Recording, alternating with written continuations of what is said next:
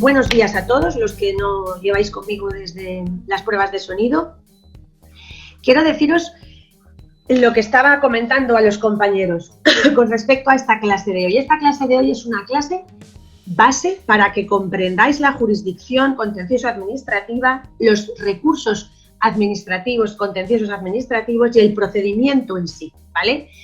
Alguno de vosotros me comentaba ahora mismo en el chat que el administrativo no le gustaba nada, que el administrativo es un rollo, pero es que el administrativo, en todos los cuerpos, en casi todos los cuerpos que pretendéis acceder a la administración, además de la Constitución, es la base de vuestra oposición y tenéis que sabéroslo muy bien. Con esta clase lo que yo pretendo hoy es facilitaros la comprensión de las siguientes clases, que ya son más técnicas y específicas, pero que si no comprendéis la base del derecho administrativo, es decir, si no comprendéis de dónde viene, por qué se crea la jurisdicción contencioso administrativa, qué es la jurisdicción contenciosa administrativa, qué órganos la representan y qué es un recurso administrativo, qué personas tienen capacidad procesal para interponer un recurso administrativo, qué personas están legitimadas, y lo que es muy importante,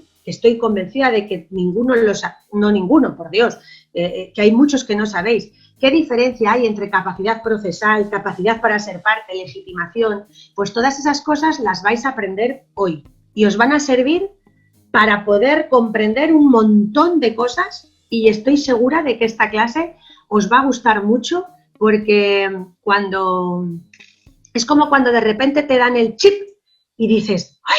Ya lo he entendido todo. Ya lo he entendido todo, y entonces de repente esas personas que me decís que no os gusta nada el derecho administrativo, después de esta clase vuestra cabeza se ha amoldado al derecho administrativo de alguna manera y os va a entrar mucho mejor, ¿vale?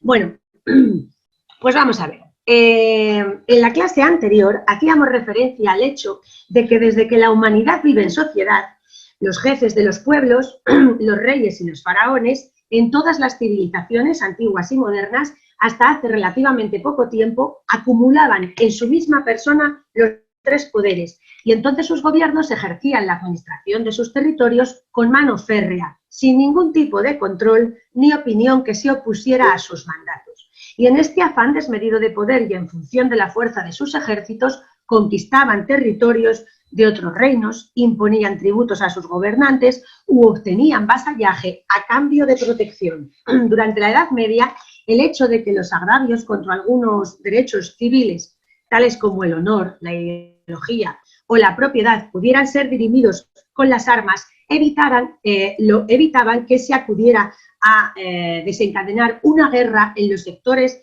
entre los sectores de la nobleza o entre los reinos.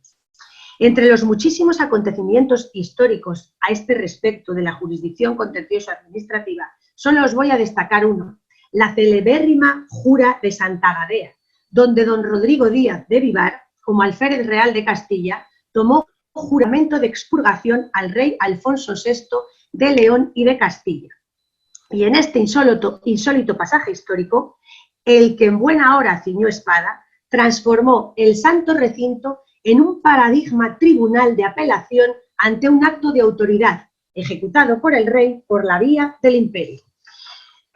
Aunque las propuestas de Montesquieu, esas de las que llevamos hablando en la trilogía de los poderes del Estado, las propuestas de Montesquieu, el poder legislativo, el ejecutivo y el judicial, fueron aceptadas paulatinamente por todos los países de nuestro entorno, el contrapeso al poder de la autoridad administrativa del Estado todavía estaría por llegar.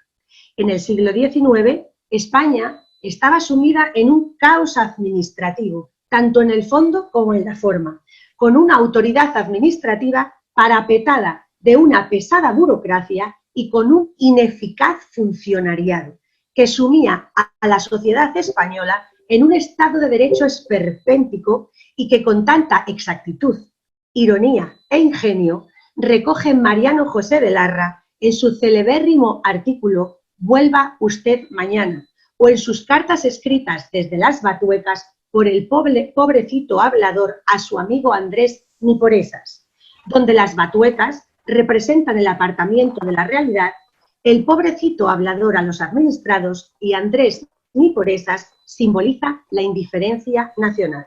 Pues bien, la jurisdicción contencioso-administrativa constituye una pieza capital en nuestro Estado de Derecho, desde que se instauró en España por las leyes de 1845, pero en especial desde que la ley de 27 de diciembre de 1956 la dotó de las características que hoy tiene, de sus imprescindibles atribuciones. Y tras la adaptación a la Constitución de 1978, transcurren 2 décadas hasta la promulgación de la actual ley reguladora de la jurisdicción contencioso-administrativo, que por fin entra en vigor el 14 de diciembre de 1998. Lo primero que quiero que entendáis con respecto a la jurisdicción contencioso-administrativa es que la administración del Estado en su actividad diaria puede cometer resoluciones con las que los ciudadanos no estemos de acuerdo, como si yo no fuera un ciudadano.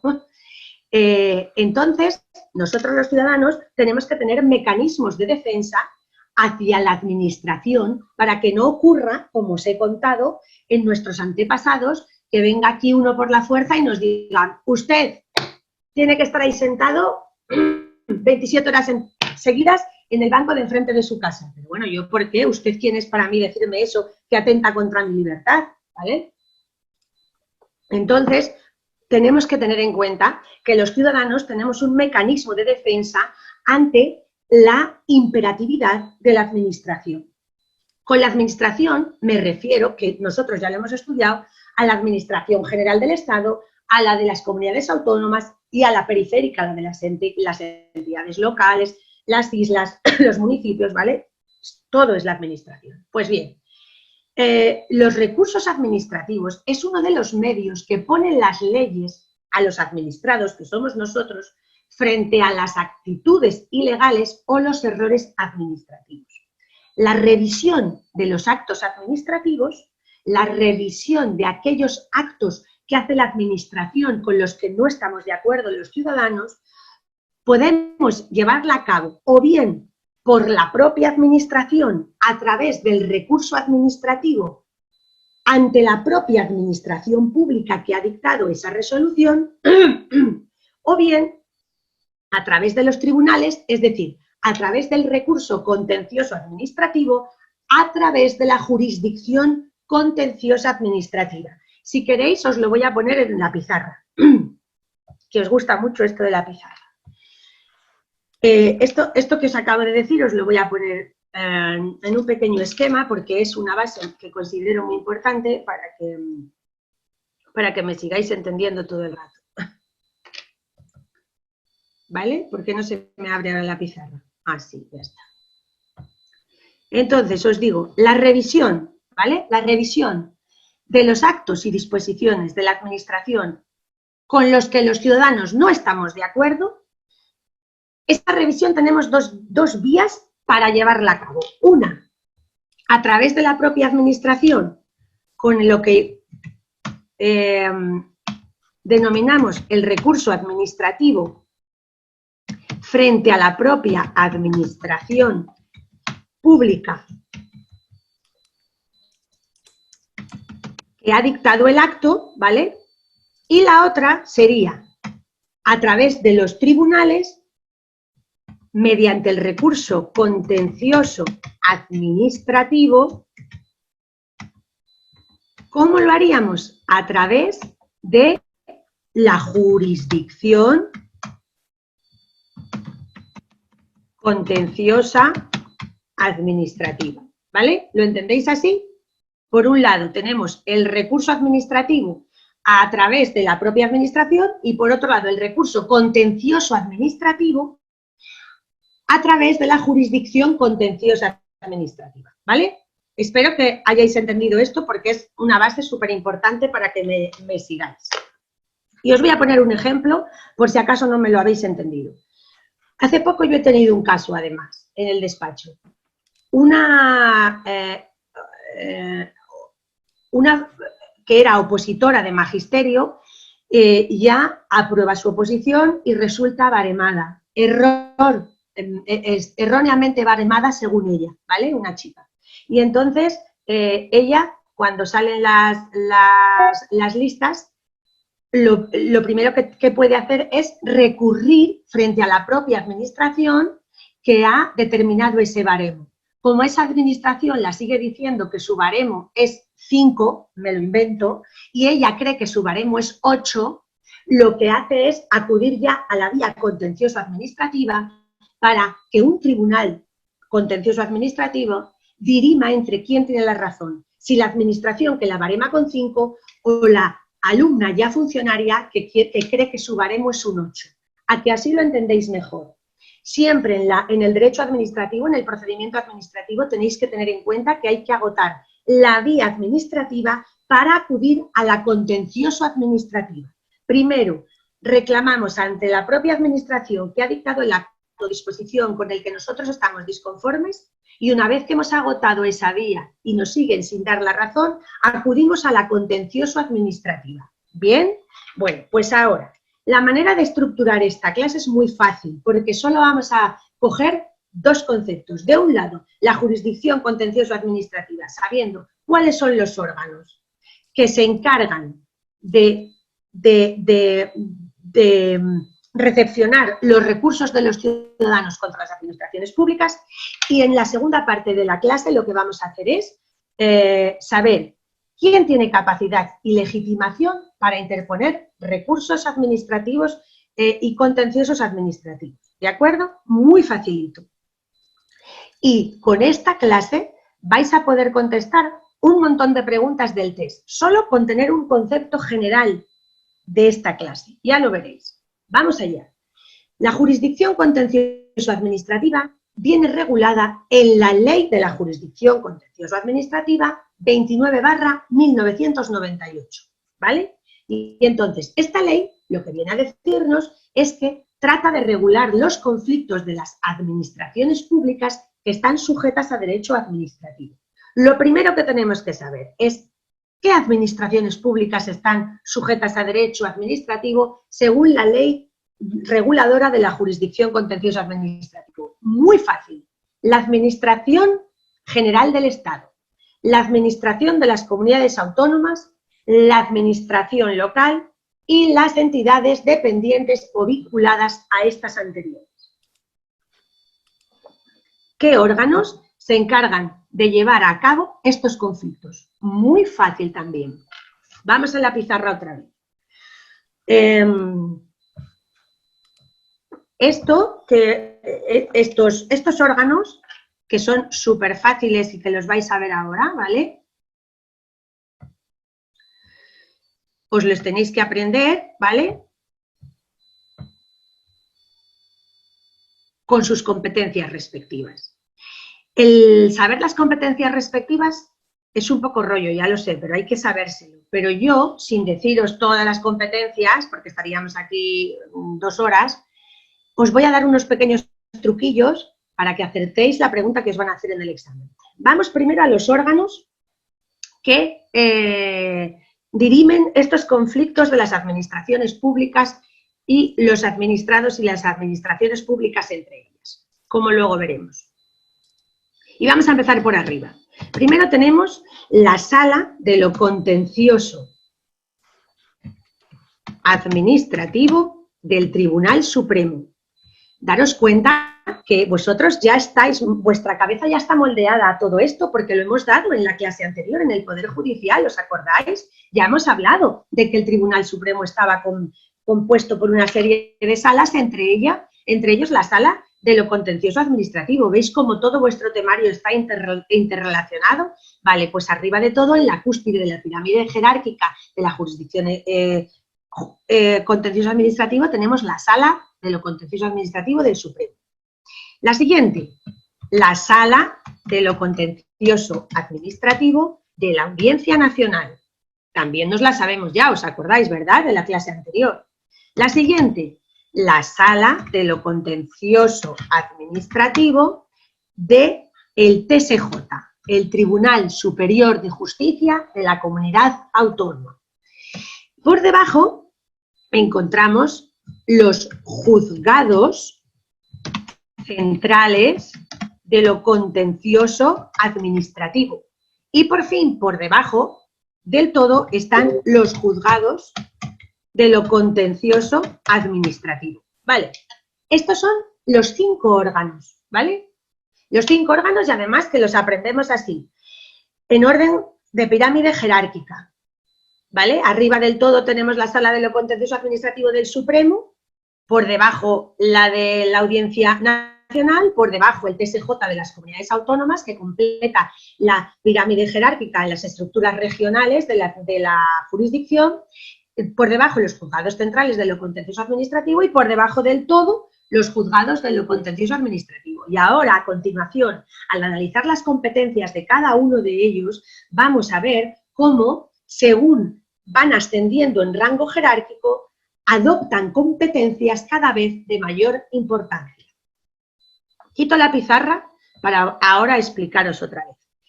Como os digo yo, vosotros os tenéis que aprender las competencias, sobre todo los cuerpos que vais a justicia, los de administración.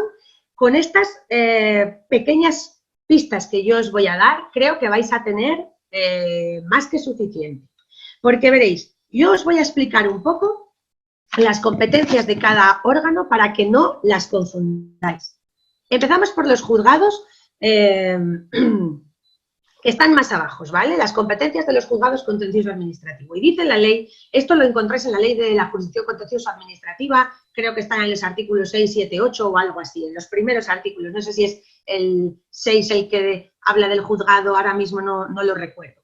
Pero bueno, 6, 7, 8 y siguientes, ahí les vais a encontrar. Los juzgados, que son los que están en la base de todo, de lo contencioso administrativo, van a ser competentes para conocer de los recursos que se interpongan contra los actos de, dice la ley, las entidades locales y sus organismos, corporaciones dependientes o vinculadas a ellas. Vamos a ver qué dice esto, qué es esto que ha dicho. Las entidades locales. Lo que está diciendo este primer apartado es que los juzgados de lo contencioso administrativo van a conocer de los recursos que dicten. ¿Qué son las entidades locales? Pues las provincias, los municipios, de los recursos que dicten estas partes de la administración en concreta, que son las provincias y los municipios, y de las entidades que sean dependientes de ellas. ¿Qué entidades son dependientes a una entidad local? Pues las entidades públicas empresariales, las fundaciones y todas aquellas que estén constituidas sin ánimo de lucro para la realización de actividades de interés general, ¿vale? Si vamos interpretando lo que dice cada apartado, nos lo vamos a aprender mejor. ¿Qué más recursos van a conocer los juzgados que están abajo de todo, los de lo contencioso administrativo? Pues los recursos contra los actos de la administración de las comunidades autónomas. ¿Cuál es la administración de las comunidades autónomas? Pues recursos que puedan venir, pues yo qué sé, me lo invento, de catastro, de defensa, de hacienda, del ámbito de la comunidad autónoma.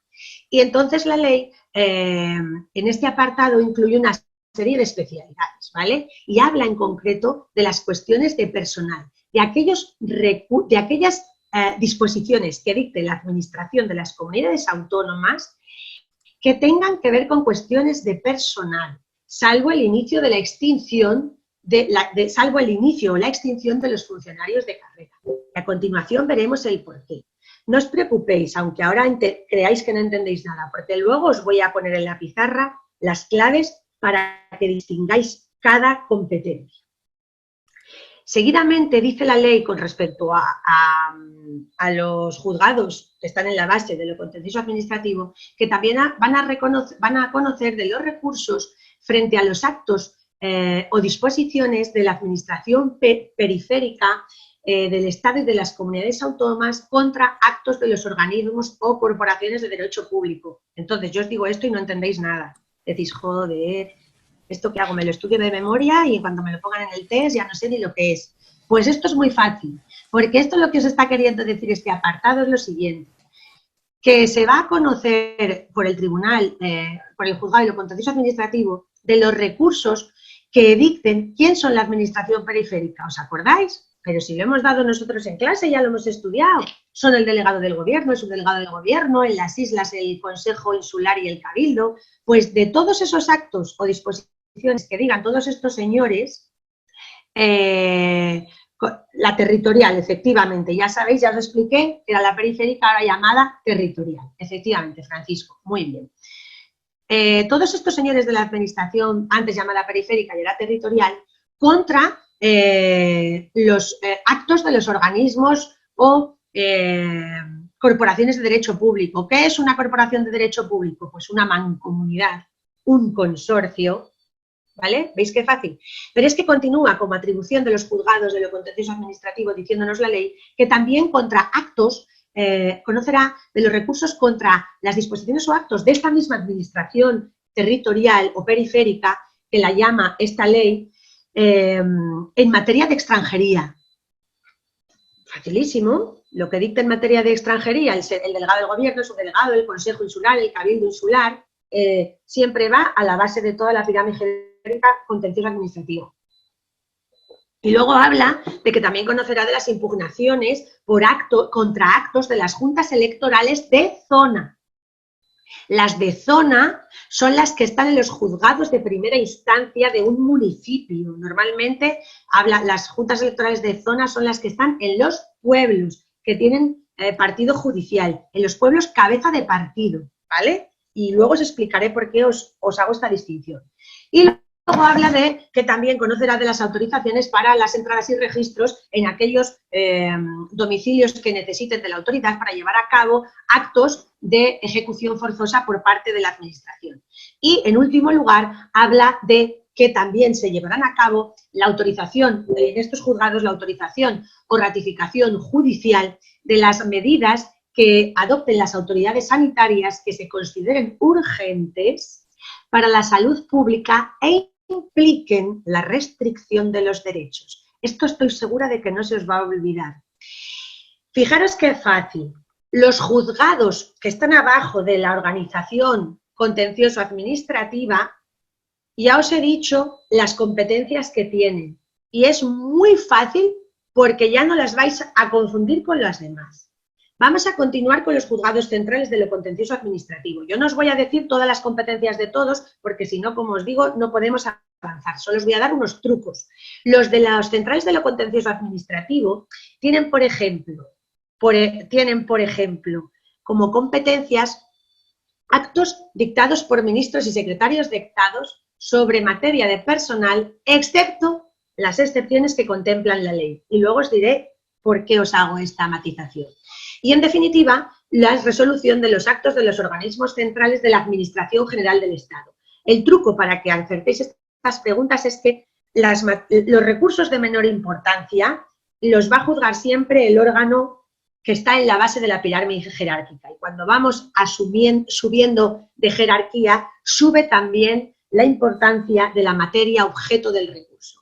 Si seguimos subiendo en la pirámide jerárquica que os he hecho en la pizarra, y subimos a la sala de lo contencioso administrativo de los tribunales superiores de justicia, el truco para que sepáis cuáles son las competencias de estos es que sepáis que en el TSJ culmina la organización judicial regional, la de la comunidad autónoma. Así que siempre en la pregunta de test os van a decir actos y disposiciones de comunidades autónomas, de entidades locales, de tribunales regionales, ¿bien? Y además los actos y disposiciones que vengan de las juntas electorales provinciales. Y ya tenéis aquí la primera diferencia. En el juzgado de lo contencioso administrativo, en el de la base, estamos viendo los actos y disposiciones de las juntas electorales de zona, que son las de los pueblos, las del juzgado cabeza de partida de un pueblo. Pero es que en la sala de lo contencioso administrativo del TSJ ya vemos los actos y disposiciones que provengan de la Junta Electoral Provincial. La Junta Electoral Provincial estará en el juzgado de primera instancia de la provincia. Por ejemplo, la Junta... me lo invento. Bueno, no me lo invento porque es verdad, pero me lo invento, que decir que voy a ir a una ciudad en concreto para que todos sepáis. En la ciudad de Segovia hay un juzgado de primera instancia que llevará el juzgado, perdón, la Junta Electoral Provincial. Pero los partidos judiciales que hay dentro de la ciudad de Segovia, que son Cuéllar, Sepúlveda y Santa María la Real de Nieva, tendrán sus juntas electorales de zona. Así que la pregunta de test la tenéis que acertar, porque todos actos y disposiciones que sean de la Junta Electoral de zona las va a conocer el órgano competente más bajo, el que está en nuestra pirámide más abajo, es decir, el juzgado de lo contencioso administrativo. Y todos los actos y disposiciones que vengan de la Junta Electoral Provincial las va a conocer en la sala del TSJ de la comunidad autónoma, ¿vale? Primera diferencia que os hago matizar, que os pueden preguntar, porque es muy fácil de confundir. Seguimos con la sala de lo contencioso administrativo de la Audiencia Nacional. Y aquí os voy a hacer otra diferenciación para que acertéis la pregunta. La sala de lo contencioso de la Audiencia Nacional ya está casi en la cúspide, como veis, y nos vamos a ocupar, entre otros, de los recursos que vayan contra actos y disposiciones de los ministros y secretarios de Estado en general. Y además, en lo que respecta a materia de personal, esta es la sala competente para conocer todo lo que se refiere al nacimiento y extinción de las relaciones de servicio de los funcionarios de carrera. ¿Os fijáis que en el juzgado de lo central de lo contencioso administrativo hemos hablado de que se va a conocer de los actos y disposiciones de los ministros y secretarios de Estado sobre materias de personal, excepto las excepciones que contempla la ley? Pues la excepción que contempla la ley hace referencia al inicio o extinción de los funcionarios de la carrera, de los funcionarios de carrera. En esa materia de personal va a conocer la sala de la Audiencia Nacional. Ahora os lo voy a poner en un cuadro y se os va a quedar súper claro estas diferencias que os hago. Y además, bueno, pues todo tiene otra serie de competencias que os tenéis que leer, pero que no son fácilmente que son fácilmente diferenciados con otras salas, y por eso yo nos hago hincapié. Pues, como os digo siempre, en aumento de rango jerárquico del órgano, aumenta la competencia que lleva. Y finalmente, la sala de lo contencioso del Tribunal Supremo, esto no vais a tener ninguna duda, porque son los recursos que se deduzcan en relación con los actos y disposiciones de las instancias superiores, es decir, del Consejo de Ministros, de las comisiones delegadas del Gobierno, del Congreso, del Senado, del Tribunal Constitucional, o sea, todas las instituciones, todos los recursos y disposiciones que vengan de todas las instituciones que vosotros veis que están en un nivel superior y que además hemos estudiado yo ya conmigo, van directamente a ser conocidas por el Tribunal Supremo, ¿vale? Y entonces, lo que yo os quería hacer en la pizarra un momento, para que tengáis súper claro, compartimos la pizarra, borramos, texto. Para que distingáis lo de las juntas electorales y lo de los actos y disposiciones de los ministros y secretarios, porque son las que más podéis, a efectos de test, digo, son las que más podéis confundir. Y entonces lo vamos a hacer de la siguiente manera. Y ya no se os va a olvidar nunca, además, estoy convencida. Tenemos que el juzgado de lo contencioso administrativo, que sabemos que es el que está en la superbase jerárquica, ¿vale? De la organización que hemos puesto antes. Conocerá de las impugnaciones de las juntas electorales de zona, ¿vale? Este va con esto, juzgado contencioso administrativo con las juntas electorales de zona. Y luego tenemos que la sala de lo contencioso administrativo del TSJ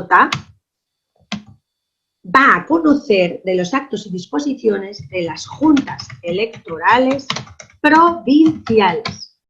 Hoy, electorales provinciales, ¿vale? Aquí os queda súper claro así. Junta electoral de zona, el juzgado de lo contencioso, que ya os he explicado lo que son las juntas electorales de zona y las juntas electorales provinciales. Vale, pues ahí ya tenéis acertada una pregunta de test que soléis confundir mucho. Ahora vamos a poner así en paralelo para que lo veáis bien otra pregunta muy fácil confundirla, que es la de los actos y disposiciones de los ministros y de los secretarios. Y miráis qué bien lo hacemos. El juzgado central de lo contencioso administrativo, este juzgado va a conocer de los recursos y de las disposiciones, de los recursos que vayan contra actos y disposiciones de los ministros y secretarios sobre materias de personal con la excepción que determine la ley. Entonces, ponemos actos de ministro y secretarios en materia de personal con excepción. Y resulta que esa excepción que contempla la ley en materia de personal, en los actos y disposiciones de los ministros y secretarios, la encontramos que la va a llevar a cabo la Sala de lo Contencioso Administrativo de la Audiencia Nacional. Esta Sala de lo Contencioso Administrativo de la Audiencia Nacional va a conocer de la excepción. ¿Y cuál es la excepción? Cuando el ministro o el secretario dicte un acto de disposición, un acto o una disposición relativa a personal que tenga que ver con el inicio o la extinción en relación al servicio del funcionario de carrera, ¿vale?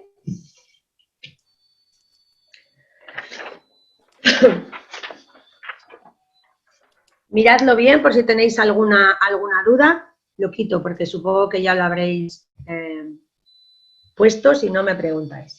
¿Vale? Me resulta súper chulo esto para que si lo habéis pillado bien, acertéis esa pregunta que es tan... Esas dos preguntas que son tan tontas y a la vez tan confundibles, que yo entiendo perfectamente que se puedan confundir, ¿vale? Bueno, pues vamos a seguir con esta clase. Y ahora vamos a seguir con la segunda parte de la clase, que es una parte súper importante, que os va a servir para todo en general. No solamente para las ramas de derecho administrativo, sino también para las procesales, para las civiles, en concreto para las penales, para todo lo que tengáis. Mira, instituciones penitenciarias, los cuerpos de justicia. Vosotros sabéis distinguir entre la capacidad para ser parte, la capacidad procesal y la legitimación. ¿Lo sabéis? Así, a voz de pronto os hago esta pregunta. No sé si es algo que...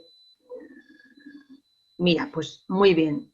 ¿Por qué se me está volviendo loco esto? Vamos a ver. Uy. A ver, espero que me veáis porque yo no sé qué me ha pasado. Bueno, me vais contestando que no lo entendéis. Pues yo os lo voy a explicar ahora mismo, no os preocupéis.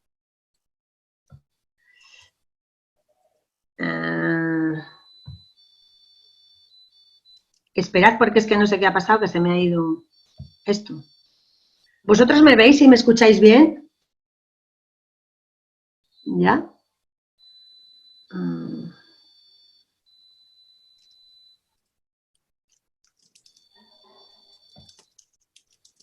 Vale, perfecto, he vuelto. Aquí estoy. Ay, Ángel de Andrés, tú que siempre me echas una mano con estas cosas. Tú cuando veas que me he ido, ya que veo que estás aquí, abre el micro y me dices, porque si no, no os escuchaba. He vuelto. Bueno, os decía que una cosa que me parece importantísima para base de vuestra comprensión, porque es que es lo que siempre os digo, mirad, la mayor parte de vosotros que venís a estudiar estas oposiciones con toda vuestra ilusión, con todo vuestro esfuerzo sobre todo, pues muchísimos de vosotros no habéis estudiado Derecho y no tenéis por qué comprender estos conceptos, que si no les comprendéis os hace mucho más difícil de entender todos los temas. Así que lo primero que vamos a hacer para saber, para meternos en el mundo de los recursos administrativos, es saber quién tiene capacidad procesal para formar parte de un procedimiento administrativo.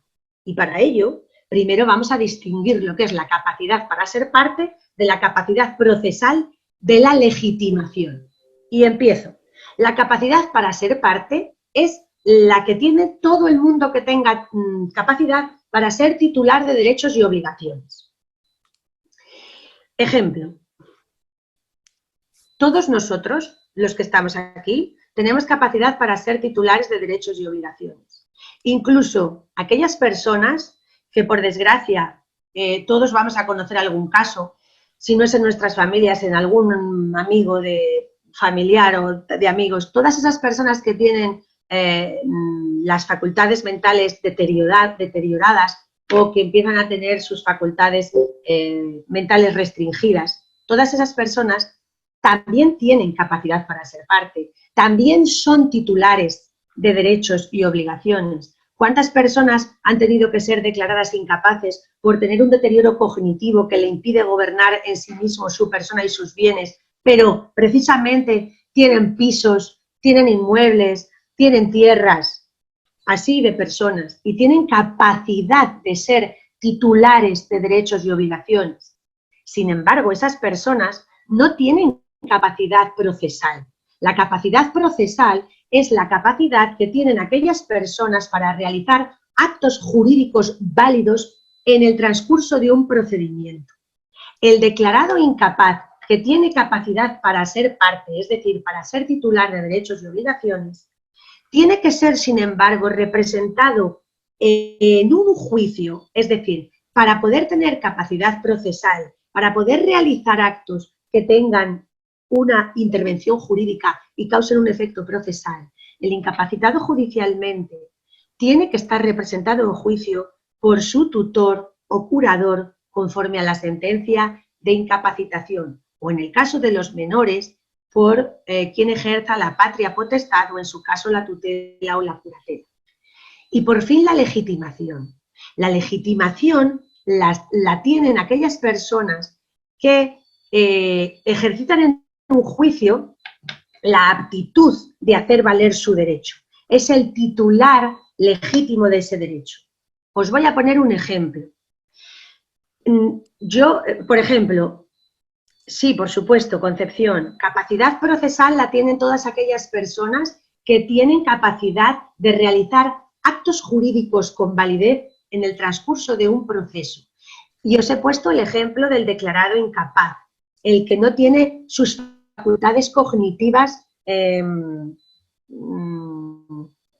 que tiene deterioradas sus facultades cognitivas. Esa persona sí puede tener una casa, por supuesto, y un coche y tierras, pero sin embargo no tiene capacidad procesal, porque él solito no puede realizar actos jurídicos con validez, y entonces le representa el titular de la patria potestad, de la tutela o de la curatela en cuestión. Y la legitimación la ejercita el que puede hacer valer su derecho en el juicio, es decir, el titular del derecho. Y ahora os lo voy a explicar con un ejemplo. ¿Y puede tener obligaciones como tiene capacidad procesal? Sí, claro. Vamos a ver.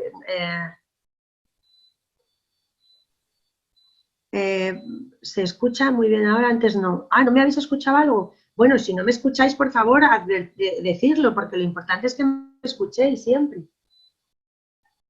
Me pregunta Nokia 5.1 que si puede tener obligaciones. ¿Puede tener obligaciones como no tiene capacidad procesal? Por supuesto que puede tener obligaciones. Y te voy a poner el ejemplo. El declarado incapaz no tiene nada que ver con ser jurista. No. Dejadme que os cuente el ejemplo que os voy a contar, que creo que lo vais a entender mucho mejor. Todos vosotros seguro que tenéis una mujer, un marido, un primo, un vecino, un amigo al que le deben, que no tiene ni un puñetero duro y sin embargo le deben un montón de dinero. Y le estáis diciendo, pero tío, no tienes un duro y este tío te debe pasta y no se lo reclamas. Pero vamos a ver, es que voy yo a reclamarlo por ti, que me estás poniendo muy nervioso para que tengas tú tu dinero. Bueno, pues yo, como amigo, el sujeto A es mi amigo, el que no tiene un duro, pero el sujeto Z le debe dinero. Y el sujeto A mí me pone muy nerviosa porque no tiene dinero y no lo reclama. Y entonces yo le digo, oye, mira, sujeto A, que vayas a reclamar a Z ya de una vez. Yo, como tengo capacidad para ser parte, porque soy titular, puedo tener derechos y obligaciones, como ya hemos visto. Yo, Rebeca, como tengo mis plenas facultades mentales de momento aptas y como soy mayor de edad, puedo tener capacidad para comparecer en juicio, porque puedo realizar actos procesales con validez. Pero yo, Rebeca, no tengo legitimación para intervenir judicialmente a reclamar lo que es de A contra C, porque el titular de la relación contractual entre A y C son A y C, que son los únicos que tienen legitimación para actuar. ¿Lo entendéis así? Porque creo que es... ¡Ay, qué bien! ¡Ay, qué bien! ¡Qué alegría me dais! Genial. Pues continúo. Entonces, ¿ahora qué pasa?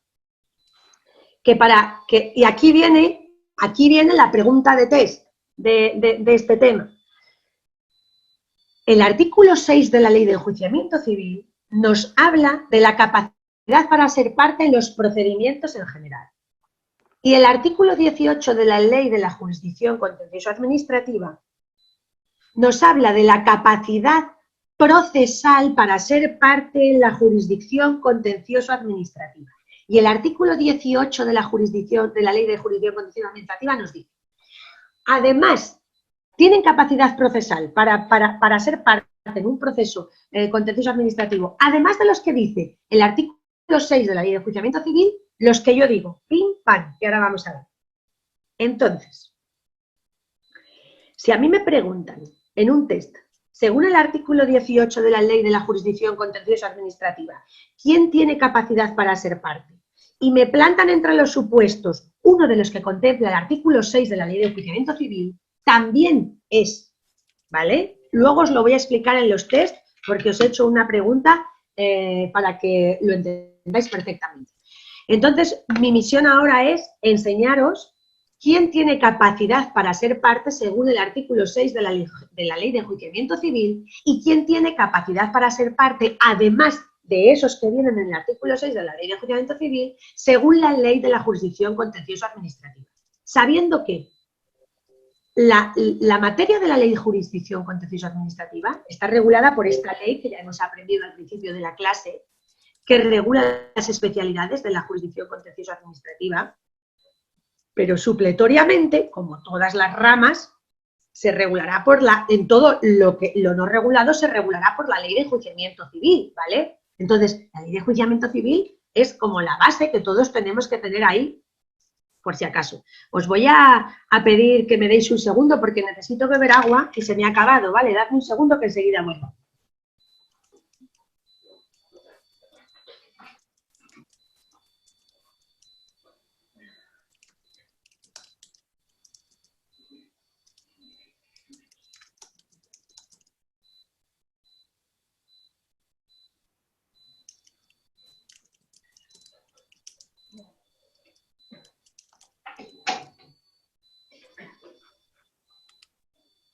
Ya estoy, chicos, ¿eh? Que es que me pongo tanto ímpetu para que me entendáis que es que se me seca hasta la boca. Bueno, vamos a ver.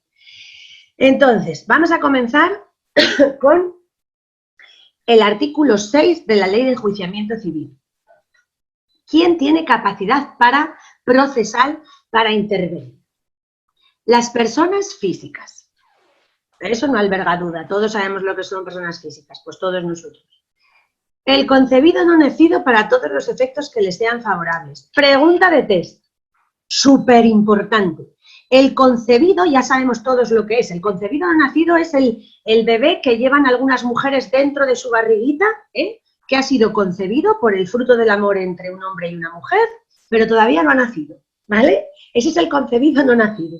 Pues el concebido no nacido tiene capacidad, pero para todos los efectos, no, solo para los efectos que le sean favorables. Luego en el apartado test también lo vamos a ver. Y continúa el artículo 6 de la Ley de Enjuiciamiento Civil, hablando de las masas patrimoniales o patrimonio separado que carezcan transitoriamente de titular o hayan sido privados de sus facultades de disposición o administración. ¿No habéis entendido? Ni papa.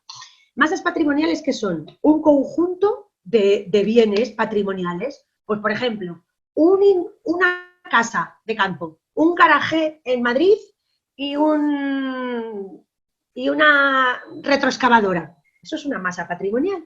Bien, un conjunto de bienes patrimoniales. Patrimonios separados. Pues, por ejemplo, un patrimonio separado es el patrimonio del concursado, de la persona que va a entrar en concurso. Esta masa de patrimonios, este conjunto de bienes o el patrimonio separado, carece de transitoriamente de titular o es que su titular ha sido privado de las facultades de disposición. Pues estos también tienen capacidad, ¿vale?, para ser parte en un proceso. ¿Quién más tiene, según el artículo 6 de la Ley de Enjuiciamiento Civil? Las entidades sin personalidad jurídica a las que la ley reconozca capacidad para ser parte. ¿Quién son entidades sin personalidad jurídica? Pues, por ejemplo, la herencia yacente. ¿Sabéis lo que es la herencia yacente? Pues la herencia yacente es el conjunto de bienes. O sea, una persona se muere y hasta que sus herederos aceptan o repudian el conjunto de bienes que constituyan su herencia, pues a ese intervalo de tiempo se le llama herencia yacente. ¿Lo habéis entendido? Pues eso es una entidad sin personalidad jurídica que, sin embargo, la ley le otorga capacidad para ser parte. ¿Y sabéis por qué? Pues porque se da muchísimo el caso de locales en alquiler que pertenecen a herencias yacentes, pero tienen que seguir pagando el IBI, tienen que seguir tributando, tienen que seguir tal. Entonces, la herencia yacente se le da un número de identificación registral para que se pueda seguir trabajando sobre ella, ¿vale? Y tiene capacidad, como veis. El Ministerio Fiscal. El Ministerio Fiscal debe de intervenir como parte y, como lo sabéis, tiene capacidad siempre para intervenir en Celeste, efectivamente, una comunidad de bienes también podría ser una comunidad de bienes. Muy bien, buen ejemplo también. Pues se refiere Celeste a una entidad a la que la ley reconozca capacidad para ser parte. Seguíamos con el Ministerio Fiscal, que, como sabéis, siempre tiene capacidad para intervenir procesalmente en aquellos procedimientos en los que intervengan menores de edad, incapaces o personas con especial vulnerabilidad, siempre el Ministerio Fiscal para ejercitar su defensa y protección.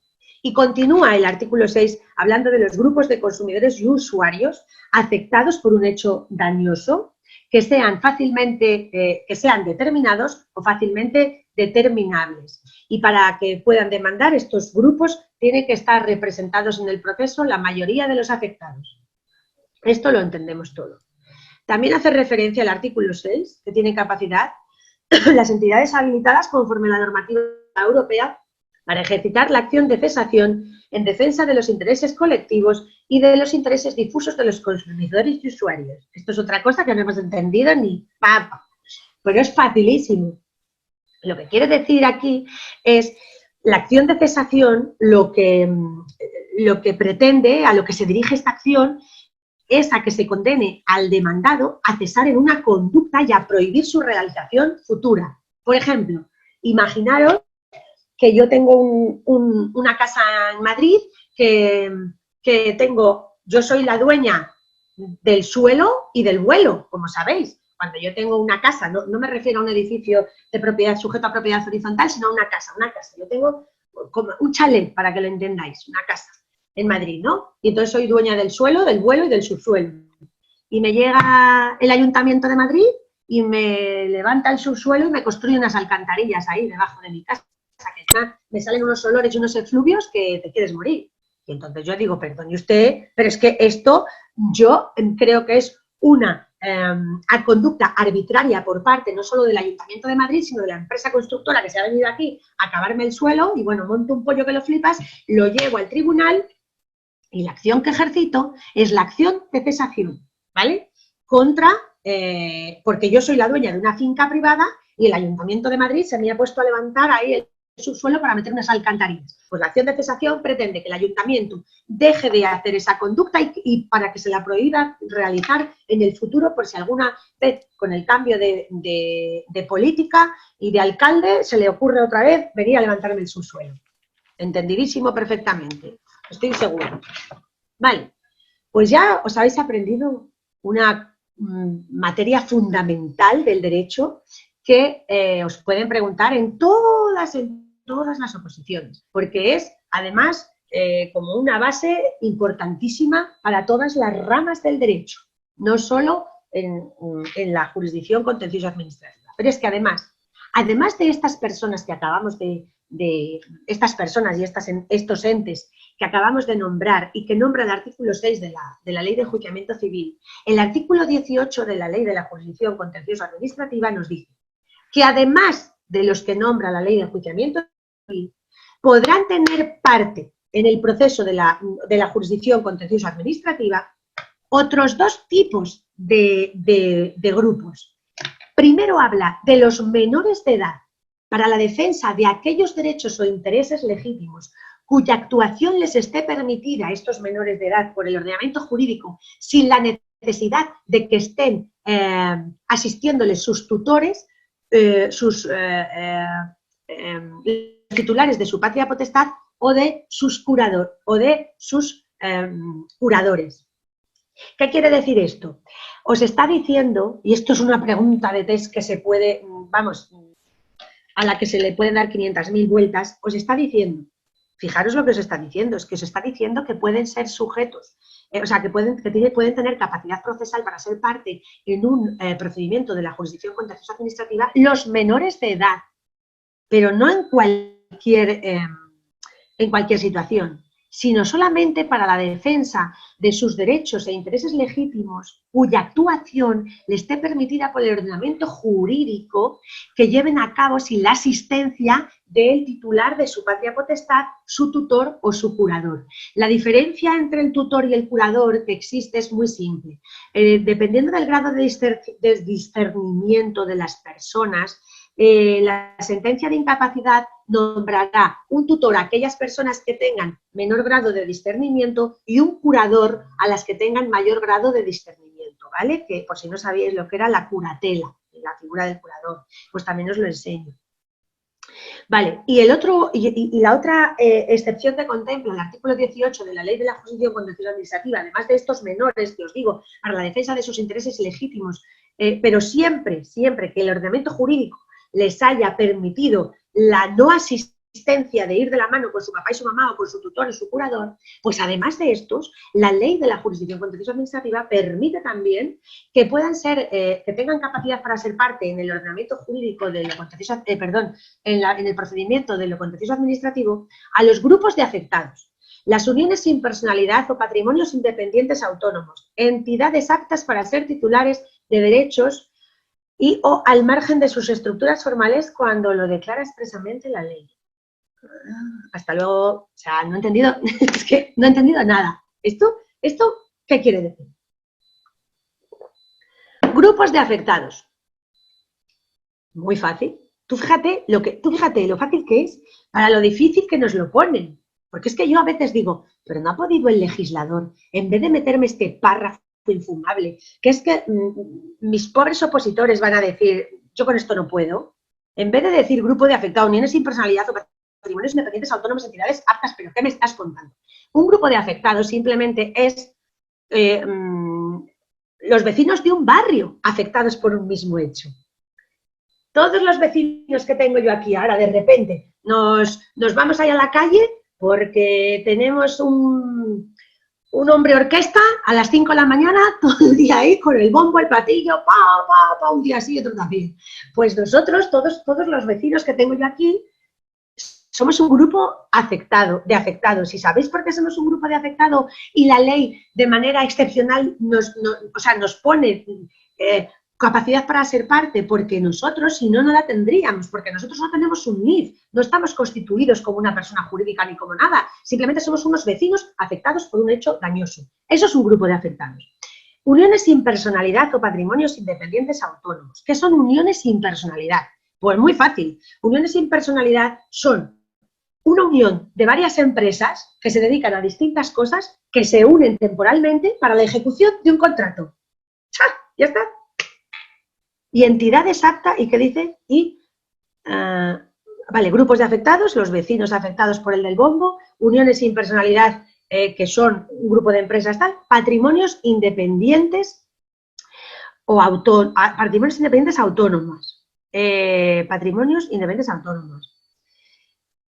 Pues muy bien, pues estos patrimonios independientes lo que quiere decir es que son masas económicas de bienes, pues lo que os decía antes, un piso en Málaga, un garaje en Madrid y una finca en Las Vascongadas. Pues todo esto son una masa de bienes que carecen transitoriamente de titular, pues por ejemplo porque proceden normalmente de un patrimonio que se está liquidando, ¿vale? Pues ahora que ya hemos entendido lo que quiere decir el artículo, ahora ya vamos a poder contestar genial todas las preguntas del test. Vale. Bueno, pues hasta aquí esta clase que me parece importantísima, de capital importancia para vosotros, para que puedes repetir, me dices, uniones sin personalidad. Sí, las uniones sin personalidad son las uniones de distintas empresas que tengan distintos fines para acometer un contrato. Son uniones de distintas empresas, por el ejemplo que te pongo, de manera temporal. O sea, unas cuantas empresas que se reúnen para llevar a cabo un contrato de manera temporal y cuando acaban el contrato, pues dicen hasta luego, yo me voy a seguir con el pico y la pala y yo me voy a seguir con la pintura, yo me voy a seguir tal. Cuando te has referido a entidades aptas, no sé qué me quieres decir, Luisa. No te entiendo. Cuando te has referido a entidades aptas, no sé lo que... Dime qué quieres que te conteste. No se entiende, no. María Luisa, es que no te entiendo. ¿Me lo puedes decir un poco? Que explique el qué. Vale, lo que os digo, explícalo, era otra parte de los grupos. Entidades aptas, ¿qué he dicho yo? He dicho grupos de afectados, que eran los vecinos afectados por el del platillo y el bombo, que ya se os va a olvidar. Las uniones sin personalidad de este grupo de empresas y patrimonios independientes autónomos. No sé por qué he dicho eso, pero el artículo es lo que dice, ¿vale? Chicos.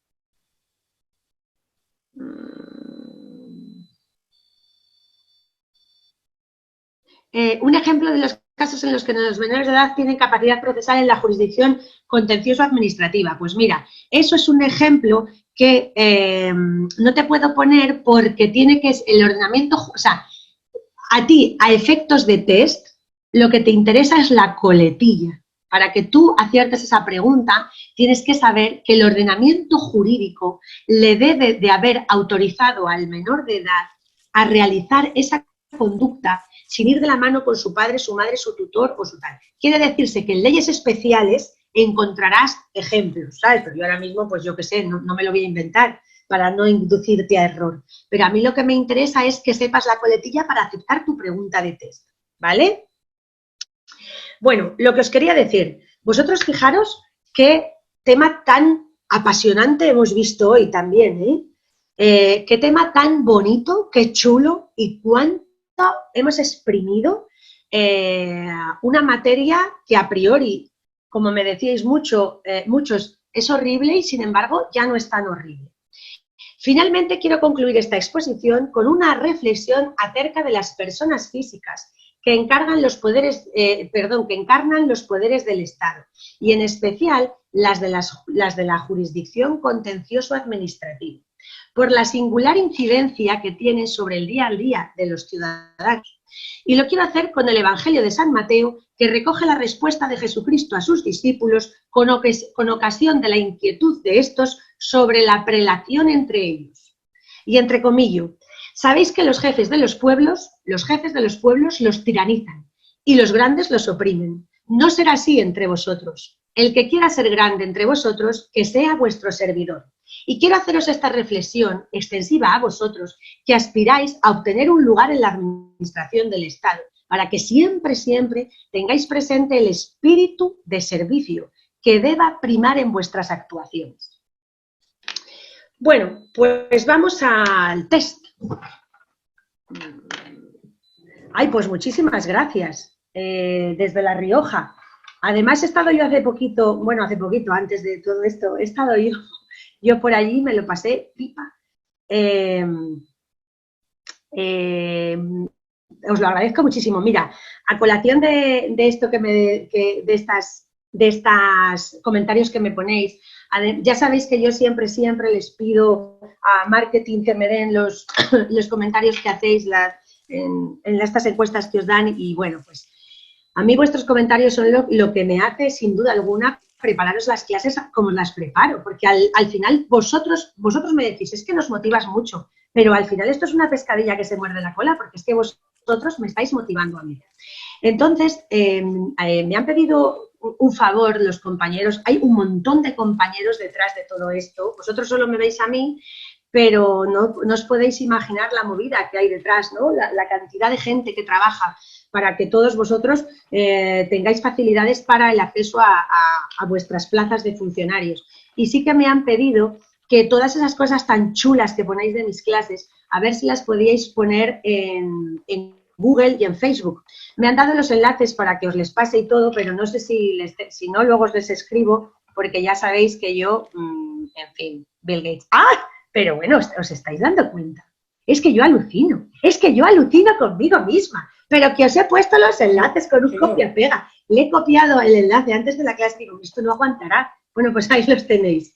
Si os apetece, pues les vais a ayudar mucho al equipo de marketing, porque el equipo de marketing y todo el equipo de Apolex lo que quiere siempre es tener nuestras aulas virtuales llenas de gente que tenga estas ganas que tenéis vosotros de aprender desde cero, que es lo chulo, porque no vale de nada ponerte a estudiar el procedimiento administrativo si no tienes ni puñetera idea de dónde viene todo esto. Porque muchas veces, cuando me pongo a contaros cosas, yo jamás he visto ninguno de vosotros que me digáis, ¿pero qué me está contando esta? Si es que a mí lo que me importa es el A, el B, el C y el D. No, yo doy clases a grupos de 80, de 100 personas, y todos me escucháis súper atentos durante toda la clase. Y entonces, muchísimas gracias por estas cosas que me estáis diciendo. Es que no os podéis imaginar el orgullo que me hace sentir y lo que me motiva para prepararos las clases de esta manera, como yo siempre os digo, de primero de Derecho, de primero de Poder Judicial, de primero de Jurisdicción de la Contencioso Administrativa y de primero de todo, porque entiendo que es que la mayor parte de vosotros, sobre todo los que vais encaminados a los cuerpos de administración y a los de auxilio, no habéis estudiado Derecho. Así que bueno, es como una ayuda que les hacemos al equipo de Apolex, que tanto nos están ayudando a todos. Y nos han puesto en relación a vosotros conmigo. Bueno, al test, que os creéis que aquí había terminado todo, pero no. Hoy me he extendido un poco, pero bueno, no pasa nada. Total, vosotros lo que tenéis que hacer es estudiar y yo enseñaros, así que 5 minutillos más, venga, que son muy pocas las preguntas que os he preparado, son solo 3 preguntas, pero tienen mucha enjundia. Así que escuchadme bien, por favor. Vamos a ver, primera pregunta. ¿Son competencia de la Sala Contencioso-Administrativa de la Audiencia Nacional? ¿Son competencia de la Sala Contencioso-Administrativa de la Audiencia Nacional? A. Recursos contra actos de órganos centrales de la Administración del Estado. B. Recursos contra actos del Consejo de Ministros. C. Recursos contra actos de un ministro sobre cualquier materia de personal. D. Recurso contra acto de un ministro en materia de personal cuando se refiere al nacimiento o extinción de la relación de servicio de un funcionario de carrera. ¡Oh, fenomenal! Por unanimidad, la respuesta correcta es la D. Segunda pregunta. Según la Ley de la Jurisdicción Contencioso Administrativa, son administraciones públicas. A. La Administración General del Estado. B. La Administración de las Comunidades Autónomas. C. La Administración Local. D. Todas son correctas. Todas son correctas. Perfecto. Y además de estas que he nombrado, también las entidades dependientes de cada una de ellas. ¿De acuerdo? Tercera pregunta. Según el artículo 18 de la Ley de la Jurisdicción Contencioso Administrativa, tiene capacidad procesal ante la jurisdicción contencioso administrativa A. El concebido no nacido para todos los efectos. Quien ponga la A, lo mato. B. Los menores de edad para defender sus intereses legítimos cuya actuación les esté permitida por el ordenamiento jurídico solo con la asistencia de su tutor legal. C. Grupos de consumidores afectados por un hecho dañoso imposibles de determinar. D. Los vecinos de un barrio afectados por un mismo hecho. ¿Lo voy a repetir? Ah, no hace falta que la repita. Ah, perfecto, perfecto. La respuesta correcta es la D. Al respecto de esta pregunta, la del concebido no nacido no es, porque ya os he dicho que la del concebido no nacido no es para todos los efectos, sino solo para los efectos que le sean favorables. Los menores de edad tampoco es, porque son los menores de edad para defender sus intereses legítimos solo cuando el ordenamiento jurídico les permita defender esos intereses sin ir de la mano con sus tutores, curadores o titulares de la patria potestad. Y aquí os estaba diciendo justo lo contrario. Y tampoco es la del grupo de los consumidores afectados por un hecho dañoso imposibles de determinar, porque la ley dice que le concede capacidad para ser procesal, para ser parte de la jurisdicción contencioso administrativa, precisamente a los grupos de consumidores afectados por hechos dañosos fácilmente determinables o que sean determinables. ¿De acuerdo? Bueno, pues lo dicho, otra vez me ha encantado esta clase, espero y deseo que os haya servido muchísimo y nada, pues a estudiar, a repasar y nos vemos en la siguiente clase. Buena semana, chicos.